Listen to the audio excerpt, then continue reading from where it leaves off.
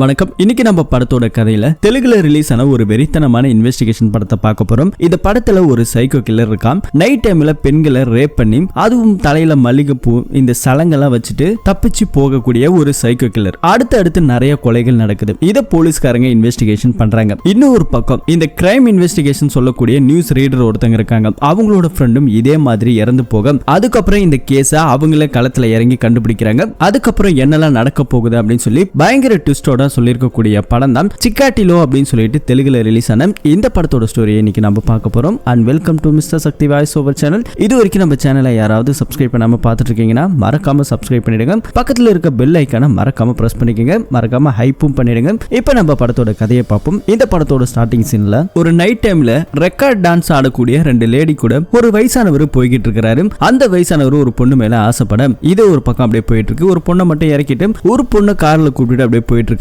ஒரு பொண்ணு இறங்கி நைட் டைம்ல அப்படியே நடந்து வரா. அந்த பொண்ணு யாரோ ஃபாலோ பண்ற மாதிரியே தெரிஞ்சுக்கிட்டு இருக்கு. அந்த பொண்ணு வீட்டுக்கு வந்து ட்ரெஸ் எல்லாம் மாத்திக்கிட்டு இருக்க பக்கத்துல இருந்து யாரோ நிக்கிற மாதிரி தெரியுது. அந்த பொண்ணுக்கு ஒரே ஷாக்கிங் ஆகுது. கட் பண்ண அடுத்த நாள் காலையில ஒரு பொண்ணு மட்டும் அட்ஜஸ்ட்மெண்ட்டுக்காக போயிருந்தாங்க இல்லையா, அவங்க ரிட்டர்ன் இந்த பக்கம் வீட்டுக்கு வந்து பாக்குறாங்க. கதவு எல்லாமே திறந்திருக்கு. இந்த பொண்ணு உள்ள வந்து பேர் சொல்லி கூப்பிட்டுட்டே வரும்போது அந்த பொண்ணை ரொம்ப பலவந்தப்படுத்தி வச்சிருக்காங்க. நேத்து நைட் அந்த பொண்ணு யாரோ ரேப் பண்ணி கழுத்தை வேற நெரிச்சு போட்டு வச்சிருக்காங்க. தலையில நிறைய மல்லிகைப்பூ ஒரு மாதிரி சலங்கெல்லாம் கூடமே வச்சுட்டு போயிருக்காங்க. இந்த பொண்ணு நேத்து போயிட்டு வரும்போது மல்லிகைப்பூவே கிடையாது. இப்படி இதை பார்த்து பதறி போன அந்த பொண்ணு உடனே பக்கத்துல இருக்கக்கூடிய போலீஸ் ஸ்டேஷனுக்கு போறாங்க. அங்க இருக்கிற போலீஸ்காரர்ட்ட இந்த மாதிரி நடந்த விஷயத்தை பத்தி சொல்ல அவரு ரொம்ப கேவலமா அந்த பொண்ணை பத்தி பேசுறாங்க. ஏன்னா இவங்க ரெக்கார்ட் டான்ஸ் ஆடக்கூடியவங்க, காசுக்காக என்ன வேணா விபச்சாரம் பண்ணுவாங்க அப்படின்னு சொல்லிட்டு ரொம்ப கேவலப்படுத்தி இந்த கேஸை கூட அவர் எடுக்கல. அந்த பொண்ணுக்கு என்ன பண்றது தெரியாம அப்படியே அழுதுகிட்டு நின்னுகிட்டு இருக்க ரொம்ப வருஷத்துக்கு அப்புறம் இங்க நமக்கு காமிக்கிறாங்க. நம்ம படத்தோட ஹீரோயினை காமிக்கிறாங்க. பேரு சந்தியா, நியூஸ் ரீடரா இருக்காங்க. குறிப்பா அந்த கிரைம் இன்வெஸ்டிகேஷன்லாம் நடக்குது இல்லையா, அந்த மாதிரியான விஷயங்களை ரொம்பவே சுவாரஸ்யமா சொல்லக்கூடிய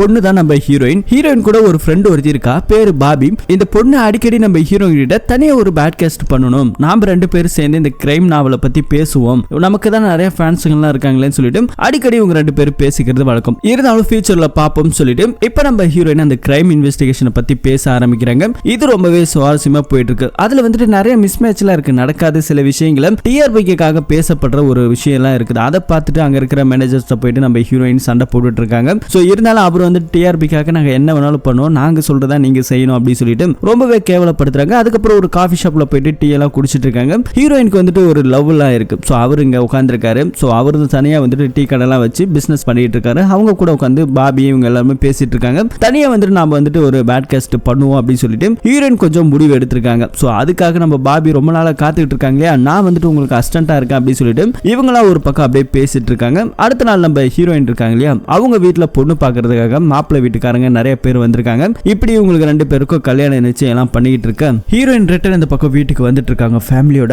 அப்போ ஒரு பொண்ணு வந்துட்டு ஹீரோயின் கார் மேல வந்து விழுகுறாங்க. பயத்துல அழுதுகிட்டே வராங்க. இந்த பொண்ணு யாருன்னா பாபியோட வீட்டுல வேலை பார்க்குற ஒரு வேலைக்கார அம்மா. பாபிக்கு என்ன ஆச்சு அப்படின்னு சொல்லிட்டு ஹீரோயின் கேட்கும் போதுதான் தெரியுது. வீட்டுக்குள்ள போய் பாக்குறாங்க. பார்த்த உடனே நம்ம ஹீரோயினுக்கு பயங்கர ஷாக் ஆகுது. அந்த பாபிங்கிற பொண்ணு யாரோ கொடூரமான முறையில ரேப் பண்ணி கொலை பண்ணி போட்டு வச்சிருக்காங்க. பக்கத்திலே அந்த பாபியோட பாய் ஃப்ரெண்ட். இவங்க ரெண்டு பேர் வந்துட்டு ரொம்ப சந்தோஷமா இருக்கிறதுக்காக ரூம்ல வந்திருக்காங்க. அப்படி இவங்க கையை காலெல்லாம் கட்டி போட்டு யாரோ கொடூரமான முறையில கொலை பண்ணி போட்டிருக்காங்க அப்படின்னு சொல்லி நியூஸ்லாம் ரொம்ப பயங்கரமா ஸ்ப்ரெட் ஆகுது. இங்க வந்துட்டு ஒரு போலீஸ் ஆபீசர் நமக்கு இங்க காமிக்கிறாங்க. இவர் வந்துட்டு இன்வெஸ்டிகேஷன்லாம் பண்ண வராங்க. அப்படி இவங்க இன்வெஸ்டிகேஷன் பண்ணும்போது பெட்ரூம்ல ஹேண்ட் கப் போட்டுட்டு ரெண்டு பேரும் ரொமான்ஸ்ல ஈடுபட்டு இருக்காங்க. அதுக்கப்புறம் தான் யாரோ இதை ஃபாலோ பண்ணி அவங்கள கொடூரமான முறையில கொலை பண்ணி போட்டு வச்சிருக்காங்க அப்படிங்கிற விஷயத்தெல்லாம் இங்க நமக்கு காமிக்க அடுத்து போலீஸ்காரங்களை செக் பண்ணி பாக்குறாங்க. எந்த ஒரு க்ளூ எவிடன்ஸோ எதுவுமே கிடைக்கல. ஹீரோயின் இதை பார்த்துட்டு அப்படியே மனசு உடைஞ்சு போறாங்க. தான் க்ளோஸ் ஃப்ரெண்டான பாபிக்கு இந்த மாதிரி ஆனதை நினைச்சு ரொம்பவே வருத்தப்பட்டு இருக்காங்க. போலீஸ்காரர் அக்கம் பக்கத்துல எல்லாத்தையும் விசாரிக்கிறாங்க. அந்த பக்கத்துல வந்துட்டு ஒரு சிசிடிவி கேமரா இருக்கு. அந்த கேமரா ஃபுட்டேஜ் எல்லாம் கலெக்ட் பண்ண சொல்லி போலீஸ் ஆர்டர் எல்லாம் போடுறாங்க. அதுக்கு அடுத்தது நம்ம ஹீரோயின் வந்துட்டு அங்க இருக்க போலீஸ் ஆபீசர்ட்ட போயிட்டு இந்த கொலை எதனால நடந்துச்சு, ஏதாவது க்ளூ ஏதாவது கிடைச்சதா அப்படின்னு சொல்லிட்டு ஏகப்பட்ட விசாரணைகளை வந்துட்டு பார்த்துக்கிட்டே இருக்காங்க. ஆனா எந்த ஒரு க்ளூமே இது வரைக்கும் கிடைக்கல. அடுத்ததான் நம்ம ஹீரோயின் வந்துட்டு அவங்க வேலை பார்க்குற இடத்துல மேனேஜர்ட்ட போய் பேச ஆரம்பிக்கிறாங்க. இதை வந்துட்டு தப்பா எதுவுமே நியூஸ்ல ஃப்ரெட் பண்ணாதீங்க அப்படின்னு சொல்லி கேட்கும் போதே பக்கத்துல வந்துட்டு நியூஸ்ல ஒரு பக்கம் ஓடுது. அதுல என்னன்னா காதலோட உல்லாசமா இருக்கிறதுக்காக இந்த பொண்ணு போயிருக்காங்க, அதனால யாரோ ஃபாலோ பண்ணி கொலை பண்ணிட்டாங்கன்னு ரொம்ப கேவலமா பேச ஆரம்பிக்க அங்கிருந்து நம்ம ஹீரோயின் மனசு உடைஞ்சு அப்படியே வெளியே வந்துட்டு இருக்காங்க. ஹீரோயின் வந்துட்டு தனியா ஒரு பாட்காஸ்ட் பண்ணணும்னு சொல்லிட்டு முயற்சி பண்ணாங்களே, இப்போ வந்துட்டு அதுக்கான வேலைகளை ஆரம்பிக்கிறாங்க. பாபி கூட எவ்வளவு க்ளோஸா இருந்திருக்காங்க நம்ம ஹீரோயின். ஆனா இது வரைக்குமே எந்த ஒரு உண்மையுமே சொன்னது கிடையாது. அதாவது தனக்கு ஒரு பாய் ஃப்ரெண்ட் இருக்கான், நான் அவனை காதலிக்கிறேன் அப்படின்னு எந்த ஒரு விஷயத்தையும் சொன்னதே கிடையாது. கிடையாது. அப்படி இருக்க பொண்ணை யார் கொலை பண்ணிருப்பாங்கன்னு சொல்லிட்டு இப்ப நைட் டைம்ல நம்ம ஹீரோயின் என்ன பண்றாங்கன்னா மைக்கில் இதெல்லாம் பேசிட்டு இருக்காங்களே, உண்மையாலுமே குற்றம் என்ன நடந்தது, போலீஸ்காரங்க ஏதாவது விட்டுட்டாங்கன்னு சொல்லிட்டு சம்பவம் நடந்த இடத்துல போயிட்டு நம்ம சோதனை பண்ணலாம் சொல்லிட்டு நைட் டைம் கூட பார்க்காம நம்ம ஹீரோயின் தைரியமா அந்த வீட்டுக்குள்ள கிரைம் நடந்த அந்த ஸ்பாட்டுக்கு போறாங்க. அப்ப நம்ம ஹீரோயினுக்கு ஒரு இமேஜினேஷன் நடக்குது. அந்த பொண்ணு பால்கனில இருந்து 2 பேர் பேசிட்டு இருந்திருக்காங்க. அப்படியே வீட்டுக்குள்ள வந்த உடனே கரண்ட் ஆஃப் ஆகுது. ஆஃப் ஆன அடுத்த நிமிஷம் அவங்களோட பாய் ஃப்ரெண்டு இந்த பொண்ணையும் வந்துட்டு இந்த பொண்ணை ரேப் பண்ணி அந்த பாய் ஃப்ரெண்டையும் கொலை பண்ணி 2 பேத்தையுமே அதே இடத்துல போட்டு வச்சிருக்காங்க. ஸோ இப்படிதான் நடந்திருக்குன்னு சொல்லி நம்ம ஹீரோயினுக்கு ஒரு இமேஜினேஷன் இதுதான் நடந்திருக்கு அப்படின்னு சொல்லிட்டு அந்த பாட்காஸ்ட்ல வந்துட்டு பேச ஆரம்பிக்கிறாங்க ஆடியோல. இது எல்லாருமே போலீஸ்காரங்க கேட்டுட்டு இருக்காங்க. சம்பவம் நடந்த இடத்துல பெருசா எவிடன்ஸ் எதுவுமே கண்டுபிடிக்க முடியல. அந்த பொண்ணோட கழுத்தை ரொம்ப கொடூரமான முறையில் அறுத்து கொலை பண்ணிருக்காங்க. அது மட்டும் இல்லாம அங்க வந்துட்டு ஒரு ஷூ பிரிண்ட் ஒன்று கிடைச்சிருக்கு. இதை தவிர்த்து வேற எந்த ஒரு தடையுமே கிடைக்கல. இது வந்துட்டு ஒரு பக்கம் நம்ம ஹீரோயின் வந்துட்டு கேட்டுட்டு போனதுக்கு அப்புறம் பெருசா வந்துட்டு முன்ன பின்ன தெரியாதவங்க வந்துட்டு இந்த கொலையை பண்ணிருக்க வாய்ப்பு கிடையாது. ரொம்ப நாளா ஃபாலோ பண்ண ஒரு ஆளா தான் இருக்கணும். அந்த இடத்துல வேலை பார்க்கக்கூடிய ஒரு வேலைக்கார ஒருத்தர் இருக்கான், வாட்ச்மேன். அவன் மேல நம்ம ஹீரோயின் சந்தேகப்படுறாங்க. சோ அவனை கூப்பிட்டு கஸ்டடியில் வச்சு விசாரிங்க, அவன் ஏதாவது பண்ணிருக்க வாய்ப்பு இருக்கா அப்படின்னு சொல்லிட்டு இதெல்லாம் ஒரு பக்கம் போயிட்டு இருக்கு. அது இல்லாம ஒரு ஜொல்ஸ் கூடமே ஒண்ணு காணாம போயிருக்கு. அது வந்துட்டு பாபியோட தோடு. அந்த தோடு காணாம போனதுக்கு காரணம் ஒருவேளை அந்த வாட்ச்மேனா கூட இருக்கலாம் அப்படின்னு சொல்லிட்டு அவனை ஒரு பக்கம் போலீஸ்காரங்க ஃபாலோ பண்ணி போக அவன் வந்துட்டு போலீஸை கண்டவனே பயந்து அடிச்சு ஓடி போறான். ஓடி போனவனே அவனையுமே போலீஸ்காரங்க துரத்தி கஸ்டடியில் எடுத்து வச்சு விசாரிக்க ஆரம்பிக்கிறாங்க. நான் இந்த கொலையை பண்ணல அப்படின்னு சொல்லிட்டு அவன் ஒரு பக்கம் பேசியிருக்கான். அப்புறம் எதுக்குடா ஓடுற அப்படின்னு சொல்லி கேட்டான். இல்ல என் மேல ஏதாவது பழிய போட்டுறீங்களோ அப்படின்னு சொல்லிட்டு ஒரு பயத்துல தான் ஓடுறேன் அப்படின்னு சொல்லிட்டு அவன் ஒரு பக்கம் ஸ்டேட்மெண்ட் கொடுத்துட்டு இருக்கான். அடுத்த நாள் காலையில நமக்கு காமிக்கிறாங்க அந்த பாதிக்கப்பட்ட வாட்ச்மேனோட அவங்க வைஃப் அவங்க பசங்க எல்லாம் ரோட்ல போயிட்டு இருக்காங்க. அப்ப நம்ம ஹீரோயினை பார்த்து நீங்க மட்டும் என் புருஷன் மேல பழிய போட்டீங்க, இப்ப என்னோட பொண்ணுங்க பசங்க எல்லாம் ஸ்கூல்ல போகும்போது ஒவ்வொருத்தவங்க பேசும்போது எவ்வளவு கேவலமா இருக்கு தெரியுமா அப்படின்னு சொல்லிட்டு ஒரு பக்கம் அவங்க ரொம்ப ஃபீல் பண்ணி பேசிட்டு இருக்க.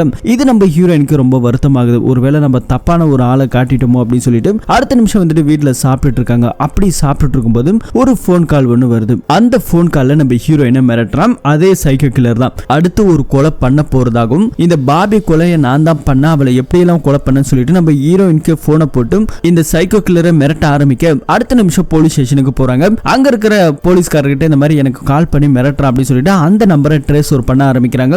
லொகேஷனுமே ஒரு இடத்துல இருக்கு. போலீஸ்காரங்க அந்த லொகேஷனை ட்ரேஸ் ஓவர் பண்ணி அவனை பிடிக்கலாம்னு சொல்லி போய் பார்த்தா அந்த இடத்துல ஒரு 70 வயசு மதிக்கத்தக்க ஒரு பாட்டி கிட்ட அந்த போன் இருக்கு. அதை பார்த்த உடனே போலீஸ்காரங்களுக்கு ஒரு மாதிரி ஷாக் ஆகுது. அடுத்த நிமிஷம் நம்ம ஹீரோயினுக்கு போன் போட்டு அந்த சைக்கோ கில்லர் ரொம்பவே தெளிவா இருக்கான். ஒரு 70 வயசு பாட்டி கிட்ட போனை வாங்கி உங்ககிட்ட மிரட்டி இருக்கான், எப்படி நீங்க ட்ரேஸ் ஓவர் பண்ணிட்டு தெரிஞ்சுதான் இதெல்லாம் பண்ணிருக்கான் அப்படின்னு சொல்லிட்டு இது ஒரு பக்கம் பேசிட்டு இருக்க. அந்த சைக்கோ கில்லர் மழையில் அப்படியே நனைஞ்சு போயிட்டு இருக்கிற மாதிரி நமக்கு காமிக்கிறாங்க. ஹீரோயினுக்கு ஒரு கனவு. அந்த கனவுல சினிமா தியேட்டர்ல நம்ம ஹீரோயின் நின்னுட்டு இருக்க மாதிரியும் அவங்க வந்துட்டு யாரோ சில்மிஷன் பண்ண மாதிரியே தெரியுது. ஆனா அந்த கூட்டத்துல அதை யார் பண்ணாங்க எப்படி பண்ணாங்கன்னு தெரியல. இந்த ஒரு விஷயம் அடிக்கடி நம்ம ஹீரோயினுக்கு கனவுல அப்படியே வந்துகிட்டே இருக்கு. ஹீரோயின் வந்துட்டு இந்த ஆடியோல பேசுறாங்க இல்லையா நிறைய பேர்கிட்ட, இந்த மாதிரி பாதிக்கப்பட்டவங்க யாராவது இருக்காங்களா அப்படின்னு சொல்லிட்டு இந்த மாதிரி விசாரிக்கும் போது ஒரே ஒரு போன் கால் மட்டும் நம்ம ஹீரோயினுக்கு வருது. எனக்கு வந்துட்டு இந்த மாதிரி நடந்துருச்சு அப்படின்னு சொல்லிட்டு, ஆனா உங்களை நான் நேர்ல பார்க்கணும் சொல்லியிருக்காங்க. ஏன்னா நம்ம ஹீரோயின் பேசக்கூடிய அந்த ஆடியோ புடிச்சு போய் ஹீரோயின் மேல ஒரு நம்பிக்கை வச்சுதான் அவங்க வர சொல்லியிருக்காங்க. கட்டிக்கு போறவங்க கூட அப்படியே கார்ல இப்ப 2 பேர் கிளம்பி ரொம்ப தூரம் டிராவல் பண்ணி போறாங்க. ஒரு வழியா அவங்கள ரீச் பண்ணி பேச ஆரம்பிக்கிறாங்க. தனிமையில பேசும்போது அவங்க சில விஷயங்களை சொல்ல ஆரம்பிக்கிறாங்க. நான் இந்த விஷயத்தை போன்ல சொல்லியிருக்கலாம், இருந்தாலும் உங்கள்கிட்ட நேர்ல சொல்ற மாதிரி வராதுன்னு சொல்லிட்டு இப்போ ஒரு பிளாஷ்பேக்கை சொல்ல ஆரம்பிக்கிறாங்க. சில வருஷத்துக்கு முன்னாடி நான் புதுசா கல்யாணம் ஆகி எனக்கு குழந்தை பிறந்தது. அப்ப வந்துட்டு தீபாவளியை கொண்டாடுறதுக்காக நாங்க ரொம்பவே சந்தோஷமா அவளோட காத்துக்கிட்டு இருந்தோம் அப்படின்னு சொல்லிட்டு அந்த பிளாஷ்பேக் ஆரம்பிக்கும் போது இந்த அம்மா குழந்தை அழுகிற சத்தத்தை கேட்டது. அவங்களுக்கு தாலாட்டு பாடிட்டு அந்த பக்கம் போகும்போது வீட்டுக்குள்ள யாரோ வந்த மாதிரி தெரியுது. பின்னாடி பார்த்தா ஒரு முகமுடி போட்டுட்டு ஒருத்தன் இந்த அம்மாவை ரேப் பண்ணிட்டு அங்கவே போட்டுட்டு கிளம்பி போயிட்டான். இந்த விஷயத்தை தான் கணவன் கிட்ட சொல்ல அந்த கணவர் வந்துட்டு இதை ஏத்துக்கிற மாதிரி தெரியலன்னு சொல்லிட்டு இந்த குழந்தை வந்துட்டு எனக்கு பொறுக்கலன்னு சொல்லிட்டு அங்கிருந்து கிளம்பி அவன் ஓடி போயிட்டானா. சோ அதுக்கப்புறம் இந்த அம்மா தான் பையனை வளர்த்து ரொம்பவே வந்துட்டு கஷ்டப்பட்டு தான் வளர்த்திருக்காங்க. ஆனா வந்துட்டு என்ன சாகடிக்கல. என் பையன் வந்துட்டு அழுதுகிட்டே இருந்தான். அந்த குழந்தை அழுகிற சத்தம் கேட்டு யாராவது வந்துருவாங்களோங்கிற ஒரு பயத்துல தான் அவன் என்ன உயிரோட விட்டுட்டு போனான். இல்லனா அன்னைக்கு என்ன கொலை பண்ணிருப்பான். கொலை பண்ணியிருந்தா கூட இந்த சமூகத்துல நான் சந்தோஷமா இறந்து போயிருப்பேன். ஆனா இன்னைக்கு பாருங்க என் பையன் வந்துட்டு கஷ்டப்பட்டு இருக்கான். எனக்கு வந்துட்டு இல்லாத பேரு இல்லாத அவமானங்கள்லாம் நிறைய வந்துச்சு அப்படின்னு சொல்லிட்டு இவங்க ஒரு மாதிரி கண்களைய அழுதுகிட்டு இருக்காங்க. சோ இப்ப அந்த பையனை நமக்கு காமிக்கிறாங்க. பெருசா வளர்ந்துருக்கா இல்லையா, அன்னைய காலகட்டத்தில் இந்த பையன் குழந்தையா இருந்திருப்பான். சோ இந்த சீன் எல்லாம் பார்த்துட்டு நம்ம ஹீரோயின் ரொம்ப மனசு உடைஞ்சு போறாங்க.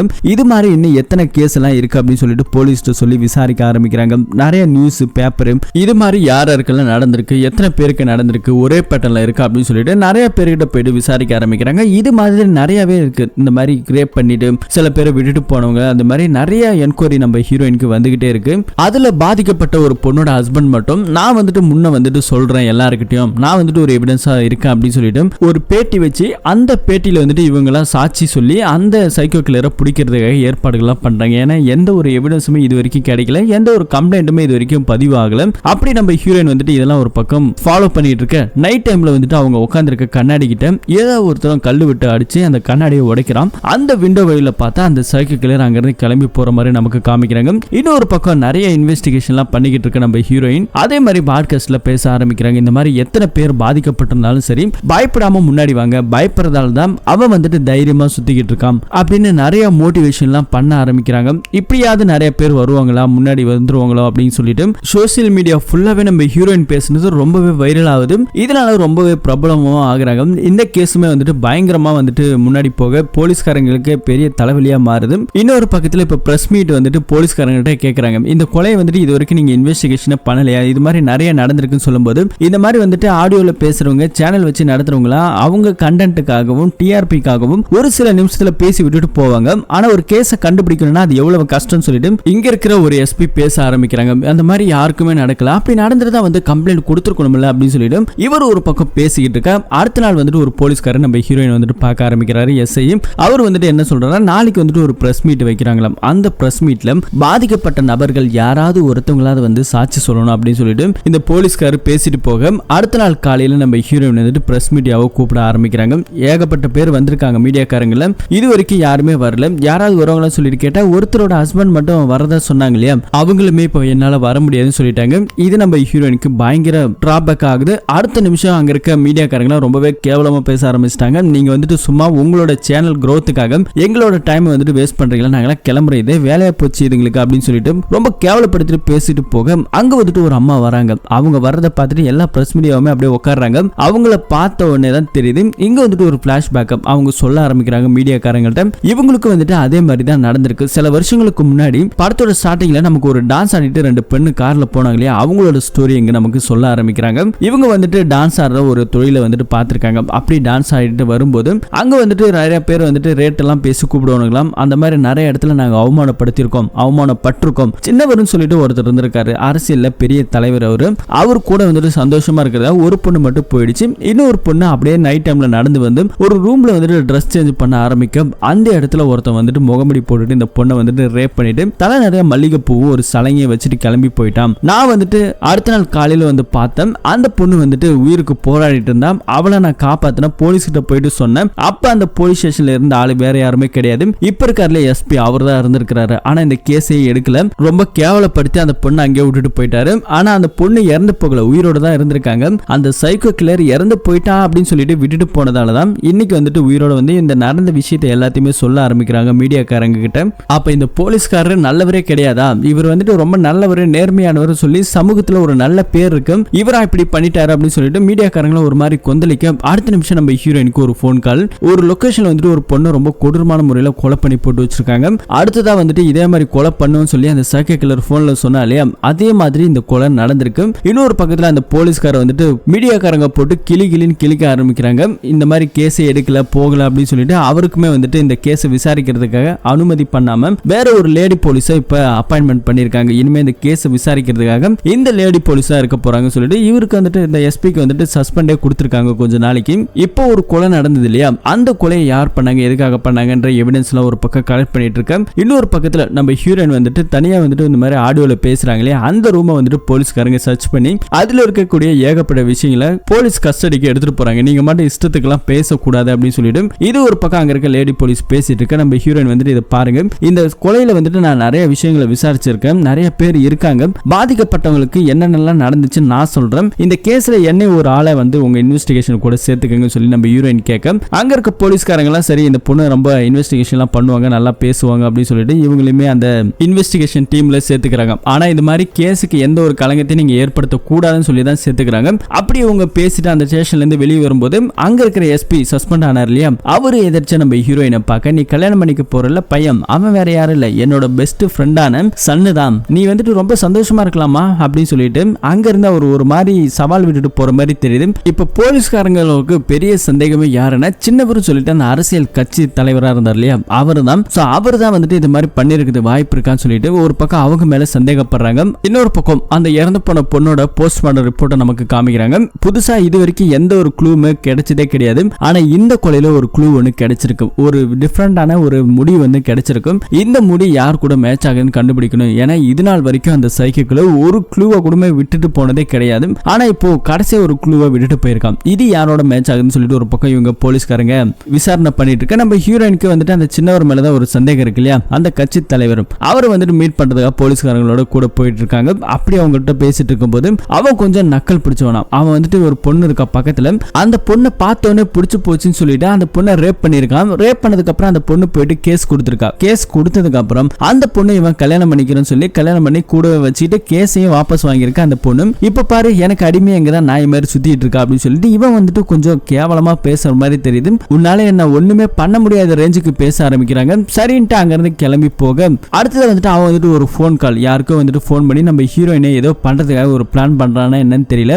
இது ஒரு பக்கம் போயிட்டு இருக்கு. இங்க போலீஸ் ஸ்டேஷன்ல காமிக்கிறாங்க. இப்போ அந்த சின்னவரை பாக்குறதுக்கு போனது ஏதாவது ஒரு சாம்பிள் டிஎன்ஏ டெஸ்ட் பண்ற மாதிரி எடுத்துட்டு வரலாம்னு சொல்லிட்டு தான். ஆனா எந்த ஒரு க்ளூமே கிடைக்கல, எடுக்க முடியல இல்லையா. ஆனா நம்ம ஹீரோயின் வந்துட்டு ரொம்ப திறமையா வந்துட்டு ஒரு க்ளூவை எடுத்துட்டு வந்திருக்காங்க. முடி அது என்ன அப்படின்னா எப்படி எடுத்தீங்கன்னு சொல்லி கேட்கும்போது தான் இங்க வந்துட்டு ஒரு பிளாஷ்பேக்கை நமக்கு காமிக்கிறாங்க. நான் ரெஸ்ட் ரூம் யூஸ் பண்ணிக்கிறேன்னு சொல்லிட்டு இந்த அம்மா பாத்ரூம்ல போயிட்டு அந்த அவனை குளிக்கிற இடத்துல இருக்க முடியெல்லாம் கலெக்ட் பண்ணி எடுத்துட்டு வந்திருக்காங்க. சோ இந்த டெஸ்ட்டை வந்துட்டு நம்ம ஃபாரன்சிக்கு அனுப்புவோம். முன்னாடி வந்துட்டு ஒரு கொலை நடந்தது இல்லையா, அந்த இடத்துல கிடைச்ச முடியும் இந்த முடியும் ரெண்டுமே டிஎன்ஏவோட மேட்ச் ஆகுதுன்னு பாருங்க. அப்படி மேட்ச் ஆச்சுன்னா அந்த சின்னவரை ஈஸியா அரெஸ்ட் பண்ணிடலாம்ல அப்படின்னு சொல்லிட்டு நம்ம ஹீரோயின் பேசும்போது போலீஸ்காரே மிரண்டு போறாங்க. இந்த மாதிரியான ஐடியால எங்களுக்கு எல்லாம் தோணவே இல்லை பாரு அப்படின்னு சொல்லிட்டு அடுத்த நிமிஷம் பார்த்தா கல்யாணம் பண்ணிக்கிறோட நம்ம ஹீரோயின் கார்ல போயிட்டு இருக்காங்க. வீட்டுக்கு போகும்போது இவங்க ரெண்டு பேருக்குள்ள கொஞ்சம் சின்னதா சண்டை வந்துருச்சு. இதனால கோச்சிட்டு அப்படியே இறங்கி நம்ம ஹீரோயின் கிளம்பி போறாங்க. அடுத்த நாள் காலையில நமக்கு காமிக்க அந்த அரசியல் தலைவர் இருக்கார் இல்லையா, அவர் மேல நீங்க எப்படி சந்தேகப்படலாம், அவர் தான் இதெல்லாம் பண்ணாரு அப்படின்னு சொல்லிட்டு உங்களுக்கு யார் சொன்னா, நீங்க எப்படி அவங்க போயிட்டு விசாரணை பண்ணுவீங்கன்னு சொல்லிட்டு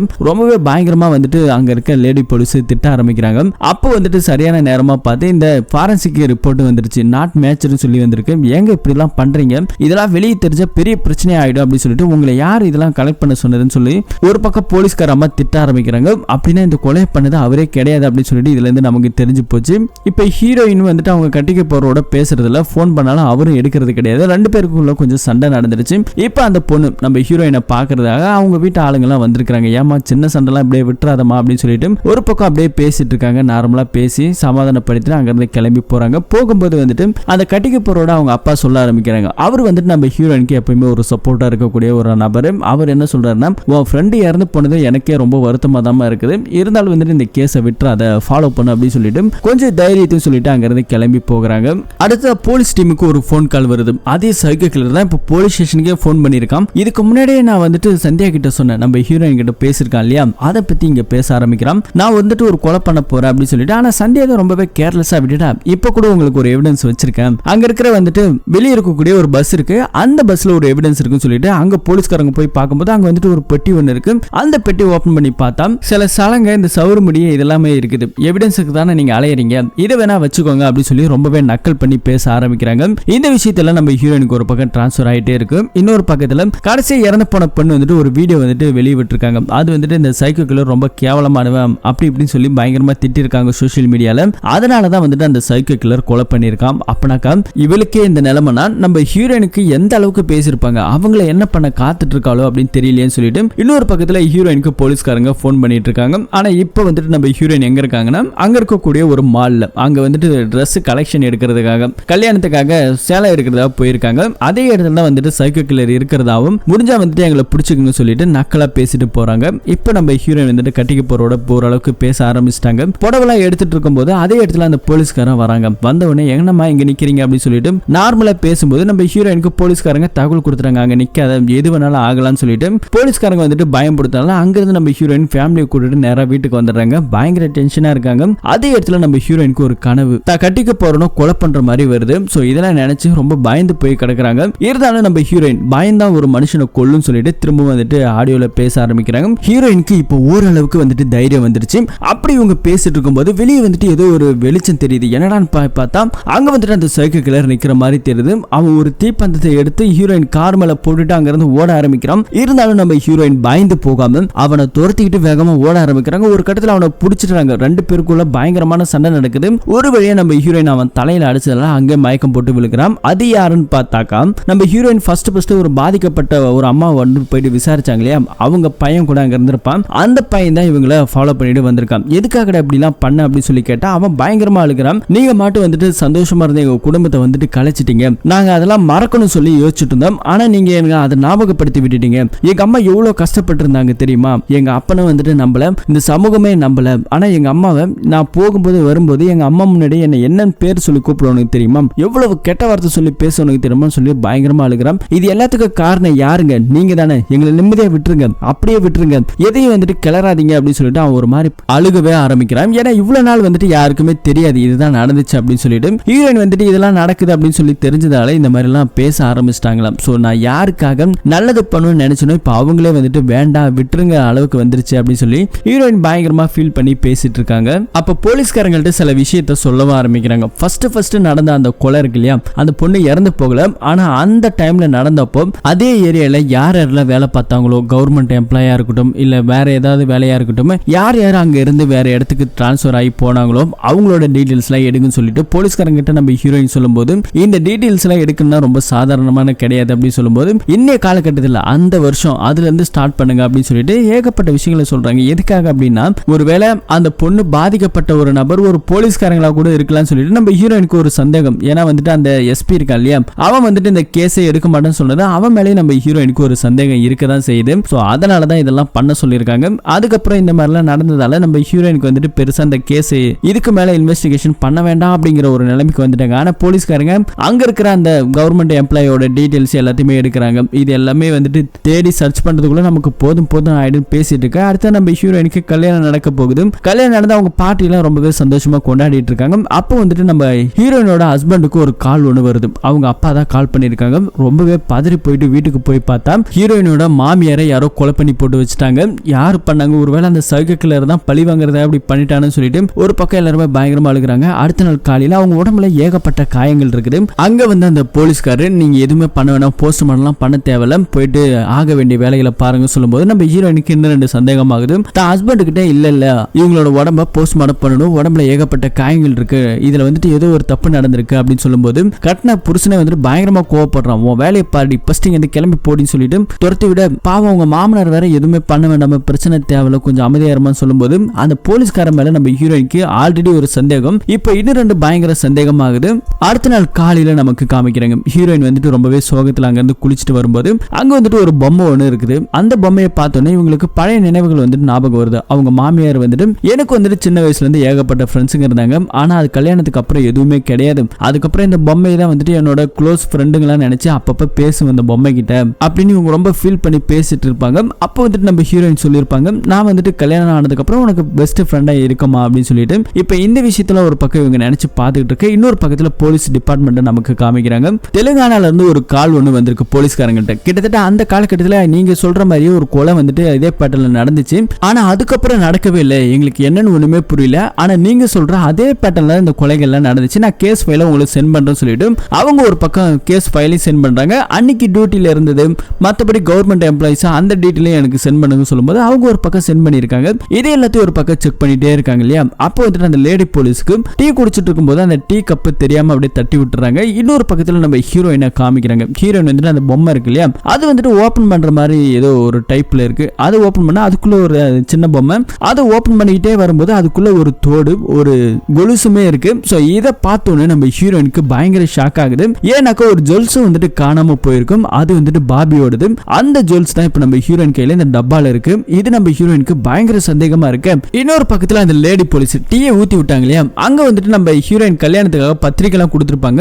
அந்த பத்திரிகை அங்க வந்துட்டு இருக்கும். அந்த பத்திரிகையில டீ ஊத்துறது துடைக்கும் போது அதுல வந்துட்டு ஒரு பேர் இருக்கும். அதுல வந்துட்டு ஒரு கவர்மெண்ட் எம்ப்ளாயின்னு போட்டிருக்கும் அவங்க மாமனாரோட பேரு. இன்னொரு பக்கத்துல ஒரு கொலை நடந்து சொல்லி அந்த கேஸ் ஃபைல அமிச்சாங்க இல்லையா, அதுல வந்துட்டு ரெண்டு பேர் இறந்து போயிருப்பாங்க. சேம் அதே பேட்டர்ன், ஆனா அந்த பேட்டர்ன்ல இறந்து போனது வேற யாருமே கிடையாது, ஹீரோயினோட மாமனார் இருக்காரு இல்லையா, அவங்களோட சித்தி. சோ இப்போ ஒரு பக்கம் இந்த கவர்மெண்ட் எம்ப்ளாயி லிஸ்ட்ல இவர் இருக்காரான்னு சொல்லி பார்த்தா எஸ் மாமனாருக்காரோட பேர் இதுல காமிக்குது. அவரு எங்கெங்கெல்லாம் கொலை நடந்ததோ அடுத்தடுத்து டிரான்ஸ்பர் ஆயிருக்காரோ சேம் பேட்டர்ன்ல மேட்ச் ஆகுது. எல்லா எவிடன்ஸுமே கரெக்டா இருக்கு. இதோ ஒரு பக்கம் பார்க்க இன்னொரு பக்கத்துல நம்ம ஹீரோயினுமே வந்துட்டு கெஸ் பண்ணிட்டாங்க. சோ தான் மாமனார் தான் இது எல்லாத்துக்குமே காரணம். இதை தெரிஞ்ச தெரிஞ்சுதான் மாமனார் தன் மாமியாரை கொலை பண்ணிட்டு இந்த மாதிரி ஒரு நாடகம் போட்டிருக்கான் அப்படின்னு சொல்லிட்டு கண்டுபிடிச்சிட்டாங்க. இப்பதான் நம்ம ஹீரோயினுக்கு சில விஷயங்களை யோசிச்சு பாக்குறாங்க. அந்த போஸ்ட்மார்ட்டம் பண்ணக்கூடாது அப்படிங்கிறதுக்கு அந்த போலீஸ்காரரும் ஒரு விதத்துல சப்போர்ட் பண்ணிருக்காரு போல. இப்போ உடனே வந்துட்டு நம்ம ஹீரோயினுக்கு போலீஸ்காரங்க கால் பண்ணிக்கிட்டே இருக்காங்க. அந்த நேரம் பார்த்து நம்ம ஹீரோயின் எங்க இருக்காங்கன்னா மாமனார்காருக்கு சாப்பாடு கொடுக்கறதாக வீட்டுக்கு வந்திருக்காங்க. எல்லா விஷயமே தெரிஞ்சு,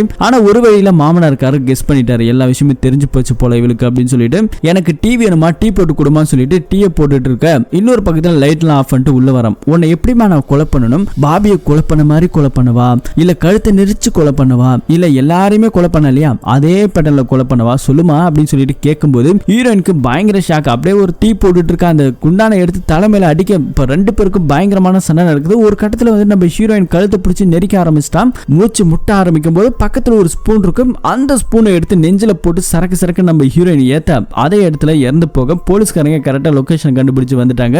அதுக்கப்புறம் இந்த மாமனார்காரனை தூக்கிட்டு போயிட்டு கஸ்டடியில வச்சு விசாரிக்கிறாங்க போலீஸ்காரங்க. எதுக்காக இந்த கொலையெல்லாம் பண்ண, ஏன் பண்ண அப்படின்னு சொல்லி விசாரிச்சா ஒரு பதிலுமே சொல்லல. ஹீரோயின் கிட்ட வந்துட்டு அவன் எதுவுமே சொல்ல மாட்டான், எது கேட்டாலும் அமைதியா இருக்கா அப்படின்னு சொல்லும் போது நம்ம ஹீரோயின் வந்துட்டு நான் பேசுறேன்னு சொல்லிட்டு ஹீரோயின் போயிட்டு ஒரு போட்டோ வந்துட்டு கொடுக்குறாங்க. அந்த போட்டோவை பார்த்தோன்னே அவனுக்கு ஒரு விதமான சந்தோஷமும் ஒரு விதமான கோபமும் வருது. இது என்னோட சித்தி தான் அப்படின்னு சொல்லிட்டு ஒரு மாதிரி பேச ஆரம்பிக்கிறாங்க. எங்க சித்தி ரொம்ப நல்லவங்க அப்படின்னு சொல்லிட்டு இவன் பழைய பிளாஷ்பேக் சொல்ல ஆரம்பிக்கிறான். இவனுக்கு அப்பா அம்மா யாருமே கிடையாது, சித்தி ஆதரவுல தான் வந்திருக்காங்க. அவங்க சித்தி பார்க்க ரொம்பவே அழகா இருப்பாங்க, தாமரை கண்ணு மாதிரி இருக்கும் அவங்க கண்ணு. அந்த கொலுசு சலங்க சத்தை போட்டுட்டு அவங்க ஆடுற டான்ஸ் இருக்கே அப்பா அவ்வளவு பேரழகி, மல்லிகைப்பூ தலை நிறைய வச்சிருப்பாங்க இப்படின்னு ஒவ்வொரு விஷயமா வர்ணிக்க ஆரம்பிக்கிறான். அப்படிப்பட்ட சித்தி என் மேல ஆசைப்பட்டாங்கன்னு சொல்லிட்டு அந்த சித்திக்காரங்க இவனுக்கு அப்பப்ப சாப்பிட்றதுக்கு லட்டு கொடுப்பாங்க. அந்த லட்டு கொடுக்கும் போது இவன் குளிக்கும் போது வரும்போது இவன் மேல ஆசைப்பட்டிருக்காங்க அந்த சித்திக்காரங்க. தப்பான ஒரு எண்ணத்துக்கும் கூப்பிட்டு இருக்காங்க. ஆனா இவன் பெருசா அதுல எந்த ஒரு உடன்பாடுமே கிடைக்கல. கடைசி ஒரு நாள் வந்துட்டு வலுக்கட்டாயமா அவங்க சித்தி இவங்கிட்ட ஃபோர்ஸ் பண்ண ஆரம்பிக்க அந்த நேரம் பார்த்து அவங்க வீட்டுக்காரர் வந்துட்டாரு. தன்னை வந்துட்டு தப்பா நினைச்சிடணும் தான் புருஷன் சொல்லிட்டு பாருங்க இவனுக்கு நான் தாய் மாதிரி இருந்தேன், இவன் என்கிட்ட தப்பா நடக்க பாத்துக்கிட்டான் அப்படின்னு சொன்னோடனே அவங்க வந்துட்டு அடிக்க ஆரம்பிச்சிட்டாங்க. ஏண்டா உனக்கு அப்பா அம்மா இல்லைன்னு சொல்லிட்டு கூட்டு வந்து வளர்த்தாக்கா வளர்த்த கொடுமைக்கு இந்த மாதிரிடா பண்ணுன்னு சொல்லிட்டு அவர் போட்டு பயங்கரமா அடிக்க அப்ப இவன் பயங்கர கடுப்பா இருக்கான். உன் பொண்டாட்டி வந்துட்டு என்னென்னலாம் பண்ணா தெரியுமா, என்ன எவ்வளவு டார்ச்சர் பண்ண தெரியுமா, நீ அவளை கேட்காம என்ன வந்தா கேட்கறன்னு சொல்லி அவன் போட்டு பயங்கரமா அடிச்சு கையை காலெல்லாம் உடச்சு விட்டான் இவன். அது மட்டும் இல்லாம உன் பொண்டாட்டி என்னெல்லாம் பண்ண, அவளுக்கு என்ன தேவை, இதுதான் தேவை வாடின்னு சொல்லிட்டு அவங்க பொண்டாட்டி ஈத்துட்டு போய் அவன் கண்ணு முன்னாடி ரேப் பண்ணி ரெண்டு பேத்தையுமே கொலை பண்ணி போட்டிருக்கான். இப்படி என் சித்தி பயங்கர டார்ச்சர் பண்ணாம். அவன் ஆசைப்பட்ட மாதிரியே அவளுக்கு எல்லாத்தையும் கொடுத்துட்டு அவளையும் நான் கொலை பண்ணிட்டேன். ஆனா அதுல இருந்து எனக்கு என்ன தெரியல, என் சித்தி மேல இருந்த வெறுப்பு கோபம் எனக்கு கொஞ்சம் கூட தீரலன்னு சொல்லிட்டு அந்த ரெக்கார்ட் டான்ஸ் ஆடினாங்க இல்லையா, அன்னைக்கு டான்ஸ் ஆடிட்டு அவங்க போனதுக்கு அப்புறம் ஒரே ஒரு பொண்ணு மட்டும் கடைசியா வந்துட்டு ரூம்ல ட்ரெஸ் மாத்தாங்களே அவங்களையுமே வந்துட்டு பண்ணது இவன் தான். அதுக்கடுத்து நிறைய பெண்களை வந்துட்டு இந்த மாதிரி பண்ணிருக்கான். பண்ணும்போது எல்லாத்தையுமே வந்துட்டு மல்லிகைப்பூ வைக்கிறதுக்கான காரணம் என் சித்தி மேல இருந்த கோபமும் வெறுப்பு தான். அவங்க மேல இருந்த கோபத்தை கொஞ்சம் கொஞ்சமா எல்லாரும் மேலேயும் போட்டு திணிச்சுக்கிட்டே இருந்தேன். ஏன்னா என் சித்தியை வந்துட்டு கொஞ்சம் கொஞ்சமா கொடூரமா சாவடிக்கலான்னு பார்த்தா அவளை ஒரே முட்டமா கோபத்துல சாவடிச்சிட்டேன். அந்த ஒரு வெறுப்பு தான் என்னை இது வரைக்குமே விடாம இருந்தது. கொஞ்ச நாளுக்கு அப்புறம் எனக்கு ஒரு பிரச்சனை, நான் வந்துட்டு படசெல்லாம் மறந்துட்டேன் அப்படின்னு சொல்லிட்டு டாக்டர்கிட்ட கன்சல்ட் பண்ணும்போது சொல்லியிருக்காங்களாம். ஆனா கடைசியா வந்துட்டு அதை தூண்டினதே பாபி தான் சொல்லிட்டு பாபி வந்துட்டு இப்ப டான்ஸ் கிளாஸ் போயிருக்காங்களாம். கடைசியா வந்துட்டு ஒரு சலங்கையை காட்டும் போது அவங்களோட சித்தி ஞாபகம் வந்துருச்சு. என்னால எது வேணாலும் மறக்க முடியுது, ஆனா எங்க சித்தியை மறக்க முடியல, அதனாலதான் நான் பாபியுமே கொலை பண்ணேன். கடைசியா எதுக்கு உங்க பொண்டாட்டியை கொலை பண்ணீங்கன்னு சொல்லி ஹீரோயின் கேட்கும்போது எல்லாத்தையும் வந்துட்டு விட்டுலான்னு ஆரம்பிக்கும் போதுதான் திரும்ப ஒரு தொடக்க புள்ளி என் பொண்டாட்டிட்டு இருந்து ஆரம்பிச்சது. என்னோட பர்சனல், அதாவது இவன் வந்துட்டு யாரெல்லாம் அந்த மாதிரி பண்ணணும் அங்கிருந்து சில விஷயத்தை எடுத்து வந்து சேகரிச்சு வைக்கிறது வழக்கம். அப்படி அவங்க பொண்டாட்டிக்காரங்க போகும்போது வித்தியாசமா இருக்கிற நிறைய பார்த்து அவங்களுக்கு பயங்கர சந்தேகம். கடைசியா வந்துட்டு ஒரு ஜுவல்ஸ் ஒன்று காணாம போச்சு, கொலுசு காணாம போச்சு இல்லையா,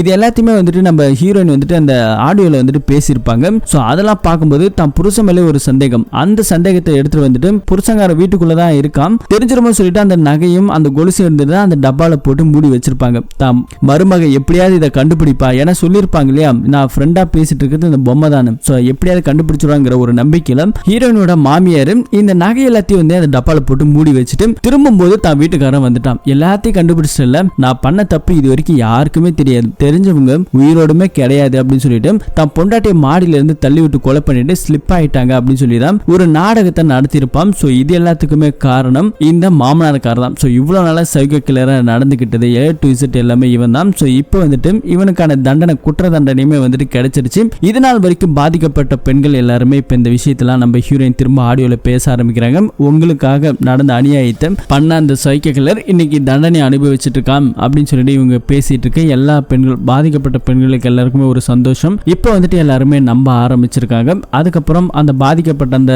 வாட்ச்மேன் குடும்பம் இருக்கு இல்லையா, அவங்க பொண்ணு இப்ப எல்லாரும் சந்தோஷமா இருக்கிற மாதிரி காமிச்சு இந்த படத்தோட ஸ்டோரியை நமக்கு முடிக்கிறாங்க. இந்த படத்தோட ஸ்டோரி எப்படி இருந்துச்சு அப்படின்னு சொல்லி கமெண்ட்ல நீங்க சொல்லுங்க. இது மாதிரியான இன்ட்ரெஸ்டிங்கான கதையை தெரிஞ்சுக்கணும்னா மறக்காம நம்ம சேனலை சப்ஸ்கிரைப் பண்ணி வைங்க. மீண்டும் ஒரு நல்ல படத்தோட கதையில திரும்ப சந்திப்போம். தேங்க்யூ.